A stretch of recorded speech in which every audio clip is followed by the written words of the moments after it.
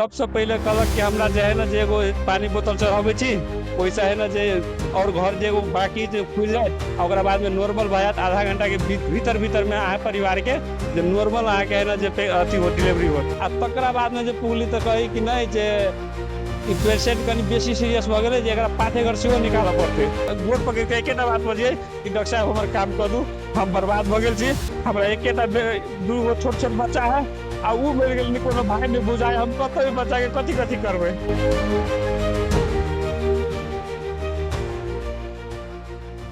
अखन मधेश स्वास्थ्य विज्ञान प्रतिष्ठान प्रादेशिक अस्पताल जनकपुर धाम में उपस्थित छी।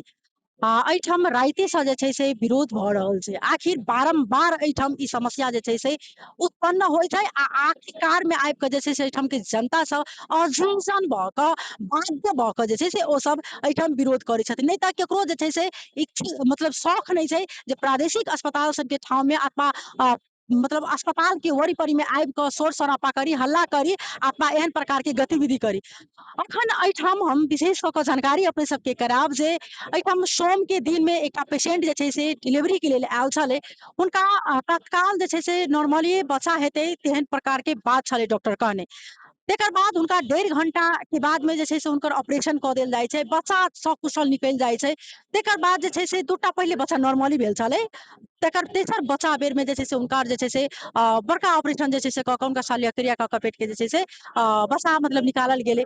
तेकर बाद ओ अवस्था जे छै से बिरामी के जखन खराब भेला के कारण फिर से हुनका जे छै से परिवारजन के जेना जानकारी करबै छै आ ओहि के बाद जे की कलकै जे फिर से हुनका जे छै से ऑपरेशन में फिर से ऑपरेशन कऽ कऽ हुनकर पाटे घर के जे छै से निकालि देल जाइ छै।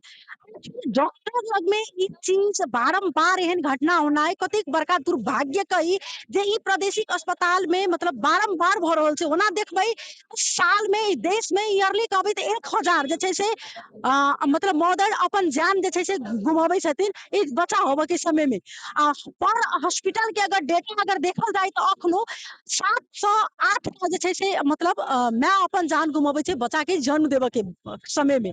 लेकिन पहिने के तुलना में अगर देखल जाए तो अखन कुछ जे छै से क्रमिक कम भ चुकल छै। लेकिन ई प्रादेशिक अस्पताल में देखल जाए लापरवाही डॉक्टर पर आरोप लगे छै बारंबार। ई लापरवाही हकीकत में छै, वास्तविकता अगर देखल जाए तो छै। किया तो डॉक्टर सब अबै छै किया नहीं में राज्य मतलब एहि पर ध्यान द रहल छै, राज्य उनका सबके परिपूर्ति किया नहीं कर रहल छै। राज्य बारंबार जे छै से आइ खानर कह लै छै, सिर्फ अपन सत्ता अपन मतलब कमाए के व्यू में मात्र रहे छै। प्रादेशिक अस्पताल में डॉक्टर तक चेकअप के लिए जांच करबाक लेल अबै छै, लेकिन समय से पहिने जे छै से ओ सब निकलि जाइ छथिन। जैठाम 10 बजे हुनका सबके बैसबाक चाही, 9 बजे बैसबाक चाही, लेकिन ओ सब 11 बजे में अबै छथिन। 12 बजे में ओ सब खाना खा के समय में निकलि जाइ छथिन, फिर अपना क्लिनिक में जाकर समय दऽ कऽ एहिठाम अबै छथिन।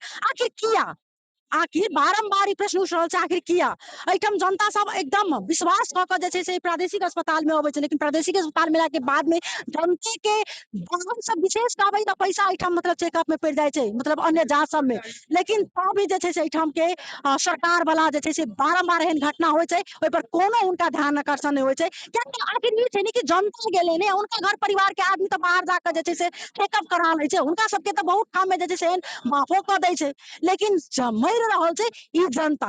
तऽ एहिठाम की छै पीड़ित पक्ष के समस्या, हुनकर धारणा की छै? आखिर अखन हुनकर कहबै तऽ मृत्यु के संगे मतलब कि हुनकर यदि वेंटिलेटर से अगर निकालि दे हुनकर सांस जे छै से रुकि जेतै। तेहन हिसाब से राति में जे प्रकार से बात आयल छलै कि हुनकर मृत्यु भऽ चुकल छै, लेकिन अखन हुनकर एकदम अवस्था कभी क्रिटिकल छै, सांस मात्र चलि रहल छै, लेकिन अवस्था एकदम चिंताजनक छै। जेहन प्रकार के अखन जानकारी अछि, राइतो में विरोध भेल छलै, अखनो विरोध भेल छलै। तऽ पीड़ित पक्ष से बात करब जे हुनकर कहब की छनि, आब ओ सब की कहऽ चाहि रहल छथिन, केना कऽ के ई घटना भेलै, आखिर दोषी के आ दोषी एहि बेर में जे छै सजाए पायत कि नहीं पायत, तऽ हम सब एहिठाम बातचीत करे के प्रयास करब।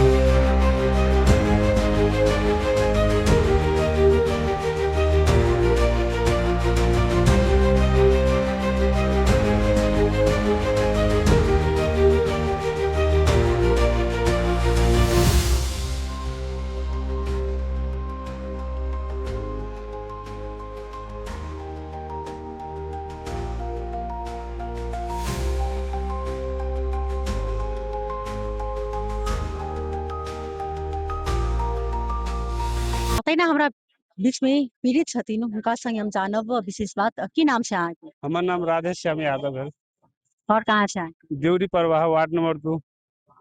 कहिया अहाँ लऽ के आयल छलियै अपना? हम अपने के आइ हमरा 4 दिन भ गेल अयला। के छलै पेशेंट के छलै हमर वाइफ है, हमर वाइफ। अहाँके कन्या छै 4 दिन पहिने लऽ कऽ अस्पताल में आयल छलै केहन अवस्था में हुनका लऽ के आयल छलै हमरा परिवार के अंतिम महीना जे छलै तऽ अंतिम महीना में जे दूगो नॉर्मल छलै बच्चा भेल, आ ओकरा बाद में जे अंतिम महीना के है ना जे लास्ट महीना जब पे दर्द भेलै तऽ हमसब है ना अस्पताल लऽ के एलियै, आ उसका बाद में अस्पताल में है ना जे राखि कऽ आ अस्पताल के जे कर्मचारी सब जे रहलै तऽ वो हमरा कहलक कि एना एना बात है भाई, जे आधा घंटा में तोहर परिवार के है ना घर खुल गेलै नॉर्मल। कते घंटा लेला के बाद में एठन कते घंटा लेला के बाद एहिठाम लमसम ओना तऽ टाइम नहीं देख के हम टाइम नहीं देखलियो, एगो लगभग हमरा बुझाइए कि 1.5 से 2 घंटा में जे हमरा परिवार के सब कहानी कह देने हैं। की सब भेलै की सब केलकै डॉक्टर सबसे पहले कहलक कि हमरा जे है ना जे एगो पानी बोतल चढ़ावे छी, वैसे है ना जे और घर जे एगो बाकी जे खुल जाए, ओकरा बाद में नॉर्मल भए जात, आधा घंटा के भीतर भीतर में अहाँ परिवार के जे नॉर्मल अहाँ के है ना जे अथी हो डिलीवरी होत।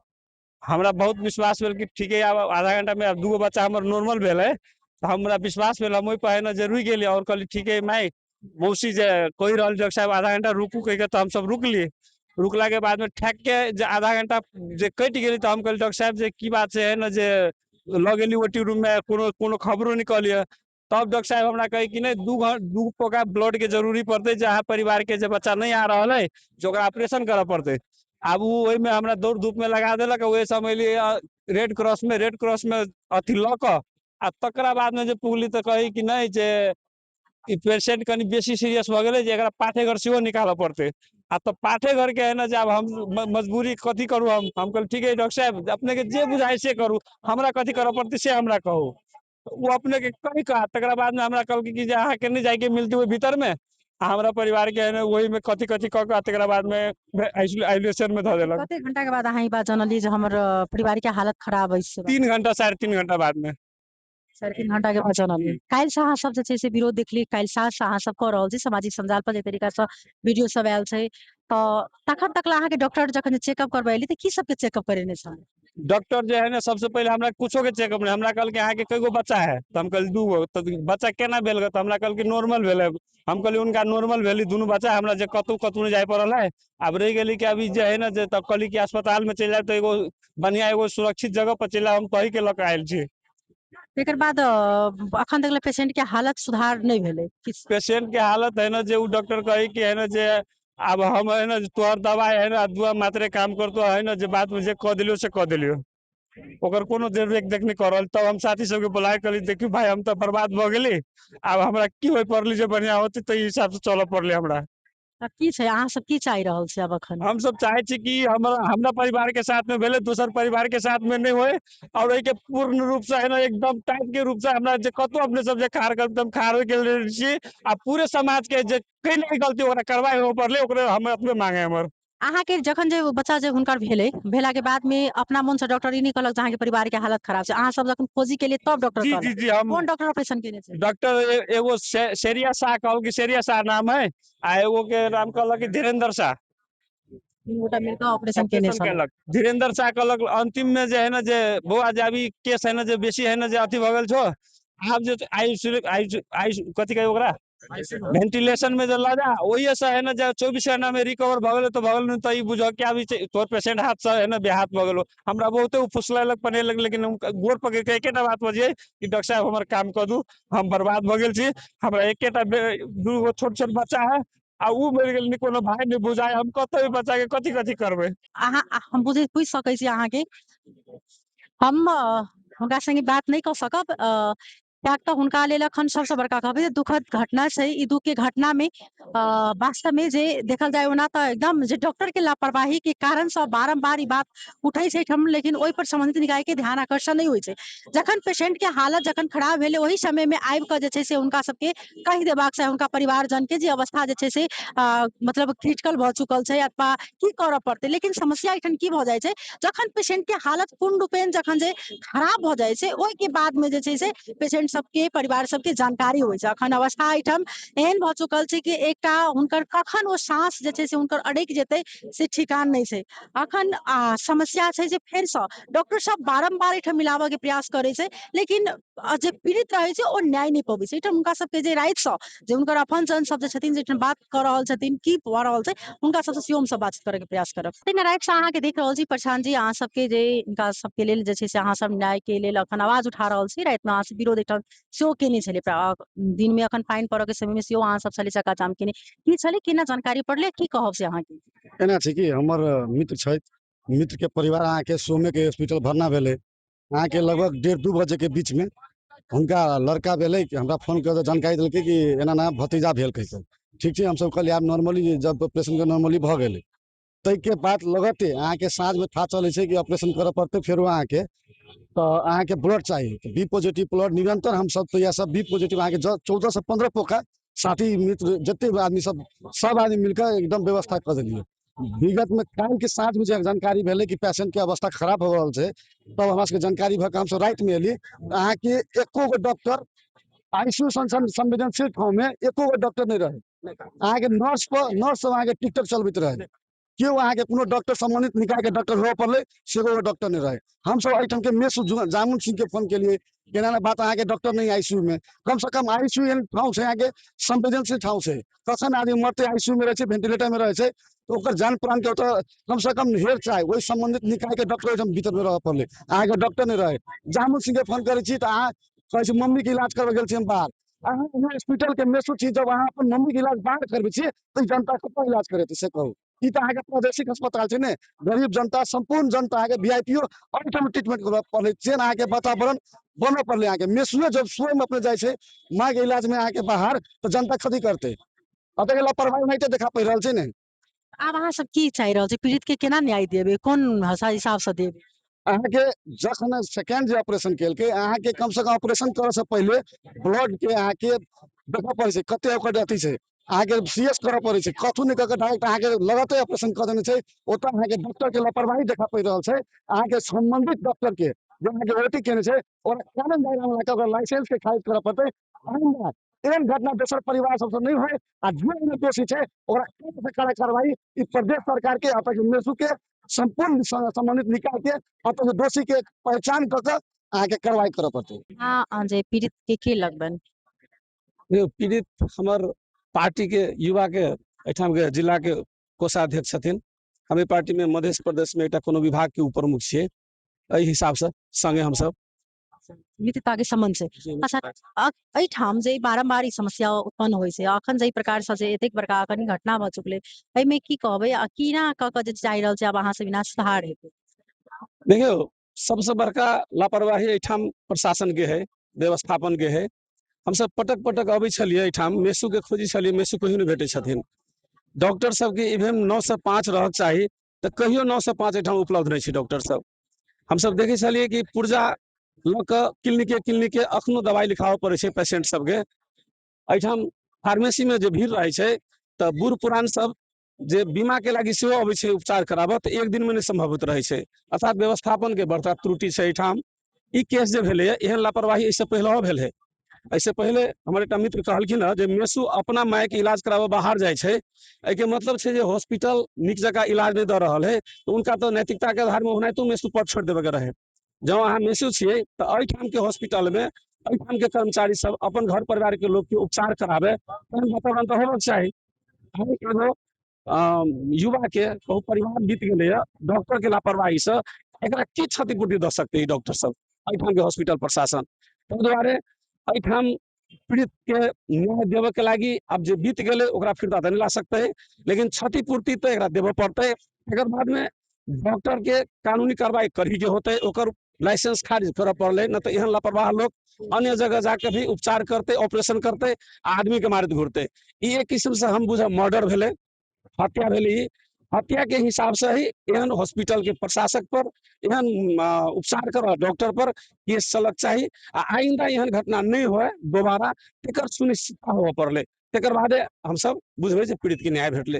बिल्कुल अहाँ के बात एकदम यथार्थ छै, सही छै। यही होबाक चाही, यह त जनता चाहि रहल छै कि कमती में एहिठाम जनता अपन पैसा तीर के जे छै से बाहर से 20-20 रुपया तीर के एहिठाम आदमी सब जांच कराबऽ के लेल अबै छथिन। कारण किया जे हुनका सबके एहिठाम विश्वास छै, एहिठाम हुनका सबके जे छै से डॉक्टर पर ओहि दुआरे अबै छै। प्रादेशिक अस्पताल में अखन देखबै तऽ विशेष भीड़ रहै छै, लेकिन समस्या एहिठाम जे छै से समाधान होबऽ के ठाउँ पर दिनो बढ़ि रहल छै। आखिर किया एहिठाम जे बिरामी के चेकअप के लेल आयल छथिन एकटा ओकर कहब की छै से हम सब बुझब। की नाम भेल आफ्नो?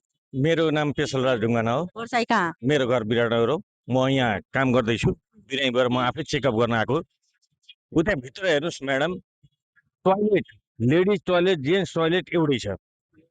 माथि एउटा लेखिएको पनि छैन कि यो लेडिज टोयलेट हो, यो जेन्ट्स टोयलेट हो, केही छैन। त्यहाँ भित्र गएर सब हजुरले गएर एकचोटि चेकअप गर्नुहोस्, हेर्नुहोस् क्या, राउन्ड गलाउनुहोस् बिरामीको हालत के छ, कस्तो छ, कति बिजोग छ हाम्रो। हजुरहरूले गएर यसो हेर्दै अलिकति केही पर्फर्मेन्स आउँथ्यो होला नि त केही। उहाँले अघि भन्नुभयो जुन घटनाको विषयमा गर्नुभयो, यो घटना पनि ठुलै घटना हो।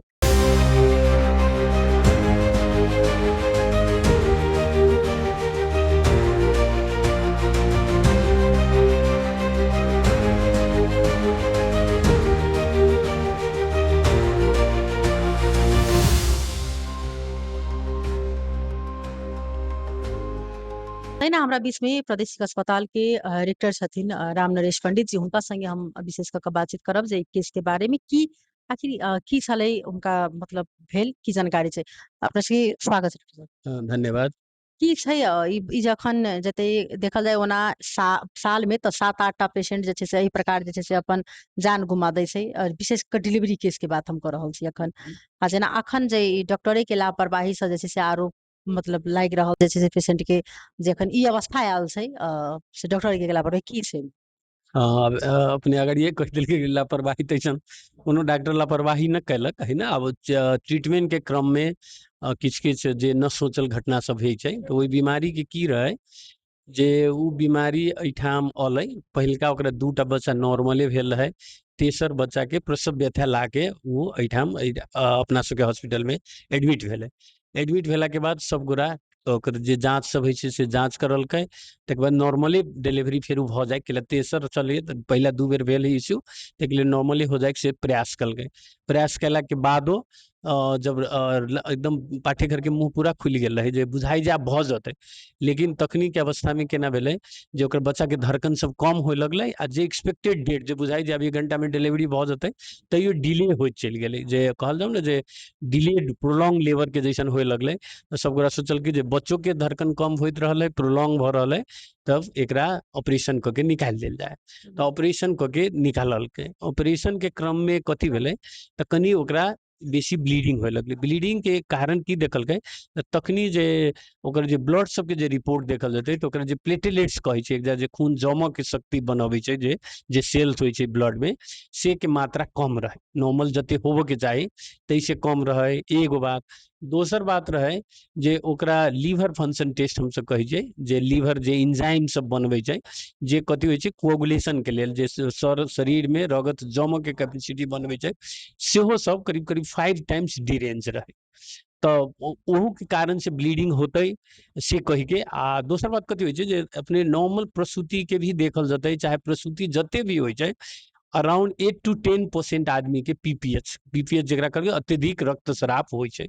ओहि में से जे देखल जेतै 3 to 4% एकदम सीवियर होइ छै। जेना 100 गो में महिला के प्रसूति होइ छै, ओहिमे 10 गो के बेसी रक्तस्राव होइ छै। ओहि में से 3-4 गो ऐसन होइ छै जेकरा एकदम बेसी रक्तस्राव होइ छै। तऽ उ तैसन बेसी रक्तस्राव में पड़ि गेल, कैला तऽ ओकरा एक तऽ लेबरो प्रोलॉन्ग रहे आ मल्टी भेल, 2-3 गो बच्चा भेल रहे, ताहि के चलते ई पीपीएच होय के संभावना बेसी रहे छै। तो ओकरा पीपीएच भेला के बाद उ सब फेरू रीओपन के विचार केतबो देखलकै तऽ पाठेघर के जे खुमचक के शक्ति जे रहे से कम भेला के चलते यूट्रस एकदम फ्लासिड रहे। तो फ्लासिड रहे तो ई सब सोचलकै जे आओ एकरा बरू पाठेघर निकालि देबै तऽ ब्लीडिंग रुकि जेतै से कहि के। तो ई सब पाठेघर निकालि देलखिन। पाठेघर निकालला के बाद जे ओकर मैनेजमेंट होइ छै, आईसीयू मैनेजमेंट, आईसीयू में रखलकै। टिल अभी तक बीमारी के किछ-किछ पैरामीटर ठीक छै, या किछ-किछ पैरामीटर्स खराबे है, अभी औरो बढ़ल जाय डॉक्टर छै। साहब एखन देखल जाय प्रॉब्लम अगर नहीं तो बारंबार एहन घटना घटे छै, ओकरा कम होबऽ के ठाम में विशेष कऽ के जखन जे छै से स्वाभाविक छै कि डॉक्टर पर लापरवाही तो स्वाभाविक छै, जखन डॉक्टर ऑपरेशन करते तो ओहिसँ पहिने हुनकर जाँच सब किछु होना चाही, कतऽ की से खराबी, कियाक तऽ पेशेंट कनिके काल में नहीं आयल रहे इमरजेंसी में, हुनकर पेट नहीं खोलल गेल छै, शल्यक्रिया नहीं भेल छै, टाइम लऽ के भेल छै, ताकि अतेक बड़का लापरवाही बारम्बार प्रादेशिक अस्पताल में देखल जाए तो हरेक किस्म लापरवाही, कतौ डॉक्टर मतलब पेशेंट रहे छै लाइन में लागल, डॉक्टर एठन उपलब्ध नहीं रहे छै, इमरजेंसी में अतऽ बेड छै तो ओ अहाँ के समस्या छै, प्लस ई सरकार के जे छै समस्या छै, पेशेंट ओ चीज नहीं बुझते नहीं, तो अहाँ सबके अगर नहीं भऽ रहल छै, या तो डिजाइन ओहिठाम से मतलब अपने सब रिजाइन कर दियो, आ नहीं तो एहि समस्या के समाधान करियो। एकदम अपने सही बात कहलिए। कोनो आदमी रिजाइन कर देते तैसे ही समस्या सोल्व हो जाती, से बात नहीं छै। आ जहाँ तक अपने कहल गेलिए तो आप कथी होइ छै जे बीमारी के बात सुनबै तब आ डॉक्टर के बात सुनबै तो दुनू फरक फरक आ जात। अस्पताल के अपने इतिहास देखल जाओ आ बीमारी के लोड देखल जाओ, नंबर ऑफ स्टाफ्स देखल जाओ, इंक्लूडिंग डॉक्टर्स आ चाहे पैरामेडिक्स स्टाफ या चाहे सहायक स्टाफ सब। अपन सबके अस्पताल आई के दिन में जते काम करे छै, जते बिरामी के लोड है, एहि में जते भी अपना सबके स्टाफ है वैसे बहुते बेसी स्टाफ चाहिए, ताहि लेल स्टाफ बेसी है से न कहल जाओ। दोसर बात अलै जे अपने कहल गेलिए प्रसूति के, तो प्रदेशे देशे भर के जे देखल जाती मैटरनल मोर्टालिटी के रेट, जे अपने कहली माय जे डिलीवरी के बेरी में जे मरे छै, अपना सबके प्रदेश में और प्रदेश के दूटा प्रदेश से भी अच्छा है। जना अभी अभी अपना सबके देश में 1 लाख माय के जे बच्चा जन्मबै छै, ताहिमे 150 गो आई माय के मृत्यु भ जाइ छै, फीमेल के मृत्यु भ जाइ छै। अपना सबके प्रदेश में देखल जेतै तऽ 140 आदमी, 1 लाख में 140 आदमी मर छै। आब दोसर बात जे भेलै जे एहि सब प्रदेश के देखल जेतै तऽ सबसे नम्हर हॉस्पिटल, सबसे बेसी डिलीवरी होय वाला हॉस्पिटल ये, जेमे वार्षिक अभी 8000 डिलीवरी होइ छै। 8000 में अपने देखल जाए एगो तो वही किस्म से जे अपने कहल गेलिए से जे नेशनल डेटा कहै छै, वही के किस्म से अपना सबके बहुत आई के दिन में जे देखल जेतै तऽ कोई आदमी न बच्चा पाबक लेल घर में न मृत्यु होइ छै, सब आदमी हॉस्पिटल में अबै। आ प्रदेशे के सबसे रिफरल हॉस्पिटल ई है, ताहि दुआरे अपने के बेसी लगैया। दोसर बात कथी होइ छै, प्रत्येक प्रसूति के मृत्यु में किछ न किछ हल्ला होइ छै, कैला होइ छै तऽ यंग आदमी रहे छै, अपने जना कहल गेल उचल के आयल नहीं लेकिन मर के गेले। चूंकि बीमारी के एंगल से, बीमारी के जे विजिटर के बात या बिरामी के ओकरा नता गोता के बात देखल जेतै तो ओकर बात कहीं न कहीं सही लगे छै, जे हम तो ठीक आयल रहे एहि आके मर गेल। लेकिन हम अहाँके वो बतेलिए जे ईश्वरीय देन है जे किछ आदमी के पीपीएच होइ छै, जे पीपीएच के सब पेशेंट न बचा सकै छै, किछ पेशेंट जे लूज करे छै, तई हद में। दोसर बात कहल गेल जे अपना सबके जे लोड देखल जेतै तऽ ई अस्पताल प्रदेशे भर में सबसे बेसी बीमारी के सेवा दै छै, से हम कह चाहब। आ तैसन न है तो कथी कहलिए हम अपने के, अगर ये कहलिए जे काम करित काल में किछ किछ ऐसन कॉम्प्लिकेशन सब होइ छै जे अहाँ न सोचले रहै छै, तैसन कॉम्प्लिकेशन रहै छै। जेना वही पेशेंट में जे कहल गेलिए तो वही पेशेंट के कथी रहै छै, जेना ब्लीडिंग होय, एकटा हम सब अज्यूम करी छै जे ओकर प्लेटलेट्स कम रहे, लीवर फंक्शन टेस्ट डिरेंज रहे, ओहि के चलते हुनकर ब्लीडिंग न रोक पा रहले, ओहि के चलते बीमारी डिटोरिएट होइत चल गेलै। डॉक्टर साहब देखल जाए अहाँ सब केस के एहिठाम रफा दफा कऽ के बारम्बार एहन घटना घटै छै, लेकिन रफा दफा कऽ के अपने सब मिला दै छी, मिलाबै फेर किया छी? एकदम सही बात कहल गेलै। रफा अपने आप कथी होइ छै ने, जिंदगी केकरो स्टॉप न भ जाइ छै। अइबा मान लीजिए ना हुनकर एकटा बीमारी के मृत्यु भेलै, ओइसे हम सब एकदम दुखी छी। हमरो सबके लगे जे कोनो एकोटा जे कहल जेतै जे हम सब चाहै छी जे एकोटा प्रसूति कमती में बच्चा होय बेरी कोनो फीमेल के मृत्यु न होय, से हम एम रखी छी, लेकिन ओइसन हो न पबै छै। आब कहल गेली तऽ आब जे बीमारी के जखनी जे हुनका जे सदमा होइ छै, चाहे हुनकर सबके जे कुछ मांग सब रहे छै, तो ओहि समय में संबोधन करे के लेल तो कर ही पड़ते ना, एज ए एडमिनिस्ट्रेटर हॉस्पिटल के पदाधिकारी के चलते हमरा सबके तो फर्ज बनी छै ना, अपने कोनो समस्या लेके अइबा जनता अलै या कोनो बीमारी अलै तो ओकरा तो हम सब समझाबे करबे ना, तो एकरा ई न बुझल जाओ जे बड़का के हम सब पटा अब दी। अखन ई सब राइते से सबसे मतलब अथी में लागल, हुनका सबके मांग की से की मतलब करबे एहिमे? हुनका सबके मांग जे केना भेलै से हमरा सबके सही इन्फॉर्मेशन आबे के चाही। हमहूँ सब वही में लागल छी अभी, कथी है सब तथ्य बात सब बुझ रहल छी, ओहि किस्म से हम सब छानबीन करबै। जे आदमी एहिमे दोषी पते ओकरा पक्के जे किस्म के जे कार्रवाई देश के जे नियम कानून जे कहै छै, ओहि किस्म से हम सब पक्के जे आदमी इन्वॉल्व है ओकरा से गलती भेल होते तो ओकरा कार्रवाई होते। ई तऽ मात्र कहै छै डॉक्टर साहब, कहाँ होइ छै? मतलब विगत में अगर डॉक्टरो के लापरवाही रहे छै तो वो अपने सबके नहीं देखे छै, वो कार्रवाई नहीं होइ छै। अपने के हम कहै छी ना अभी केना है जे अपने देखले नेपाल मेडिकल काउंसिल जे एकटा यूनिटे है, ओहि में जे कोनो बीमारी के साथे उपचार के क्रम में कुछो भेलै, मान लियो अपने के लागी छै जे हम सब हुनका सही निर्णय नहीं देबै, तो हुनका पास इहो ऑप्शन है है जे अपने नेपाल मेडिकल काउंसिल में अपन सब रिकॉर्ड करा के जे हमरा बीमारी के एना एना भेले एना करके भेले पक्के उ छानबीन करते न अपने अइबा के लगित होते जे ई सब हमरा पास अन्याय करते त हाँ वही ठाम भी जा सके छी आ वही किस्म से करे पड़ले आ हॉस्पिटल के जे नॉर्मल है से फंक्शन नॉर्मल होय देबे पड़ले। अपने ई प्रतिबद्धता मतलब जाहिर कर रहल छी जे ई पीड़ित में अगर वास्तव में लापरवाही अगर डॉक्टर के अगर ओना देखल जाए तखन बुझाइ छै वह अगर दोषी मतलब पेलखिन त एमे अपने सब आगा जाकर उनका जे छै से सजाए अपने करेबै उनका दंडित मतलब कैल जेतै। जे एकदम कहल गेलै देखिए कोनो भी अगाड़ी तक क्लेम खाली कैला से न होते ओकर कोनो बिग टीम होय पड़ले वो बिग टीम छानबीन के कहते जे एठाम ई आदमी के गलती है ओई आदमी के पक्के एज ए एडमिनिस्ट्रेटर हम सब हुनका जे आदमी ओइमे इन्वॉल्व होइथिन जेकरा से गलती भेल होते ओइ सब के पक्के कार्रवाई होते तेकर प्रतिबद्धता दै छियै। सुनौ हम सब दू पक्षीय बात राखऽ के प्रयास केलहुँ। एहिठाम समस्या ई छै कि जे आइ ई डिलीवरी केस के लऽ कऽ अखन ई समस्या भेलैया अन्य दिन एहिठाम सेहो जे छै से समस्या होइ छै। एहिठाम समस्या एक देखल जाय ओना देखल जाइ छै तऽ डॉक्टर के समस्या रहै छै जे अपन समय जे छै से अनुकूल पूर्ण नहि दऽ रहल छै। लेकिन एहिमे सबसँ बड़का दोषी अगर देखबै एहन एहन घटना में तऽ राज्य दोषी छै। कियाक तऽ ओ राज्य के संपूर्ण जे छै से केना कऽ अगर डॉक्टर एहिठाम रहतै हुनका सबके केना कऽ सेवा सुविधा देबै कोन हिसाबसँ जे छै हुनका सबके व्यवस्थित कयल जेतै तभी जे छै से एहिठाम डॉक्टरो टाइम दऽ कऽ अपन जे छै से काज छै से नीकसँ करतै। लेकिन समस्या की छै कि एहन केस ई एकदम क्रिटिकल केस छै दुखद घटना छै आ एहन घटना जे आदमी कल्पनो नहि मतलब करऽ चाहैत रहै छै एकटा खुशी के पल में ओहन अगर दुर्घटना भऽ जाइ छै तऽ ओहि परिवार पर कतेक बड़का जे छै से एकटा पहाड़ खसि पड़ै छै दुःख के। आ बारम्बार ई चीज होइ छै लेकिन राज्य जे छै से मौन रहि जाइ छै। करोड़ों करोड़ रुपया अरबों खरब रुपया जे छै से लगानी बालुआ गिट्टी में करै छथिन लेकिन एहिठाम एही प्रादेशिक अस्पताल में एहिठाम इमरजेंसी में जे छै से ठाव अहाँ के नहि छै नीचा में जे छै से इलाज करऽ के अवस्था रहै छै। वेंटिलेटर के कमी छै आईसीयू में देखबै तऽ बेड के कमी छै लेकिन ओहि सब पर कोनो चीज जे छै से चासो नहि छै। सब अपन अपन जे छै से मात्र खाली रोटी सेकऽ में व्यस्त रहै छथिन। एहन एहन घटना आइ से नहि बहुत दिन से भऽ रहल छै लेकिन एहि पर जे छै से किनको चासो नहि छै। कमती में पीड़ित पक्ष छै ओ न्याय पवथुन आ अगर दोषी छै तऽ हुनका जे छै से सजाए होतै। आ हम सब फिर से जे छै से के बारे में जानकारी करब अखन के लिए विदा लेब। नमस्कार।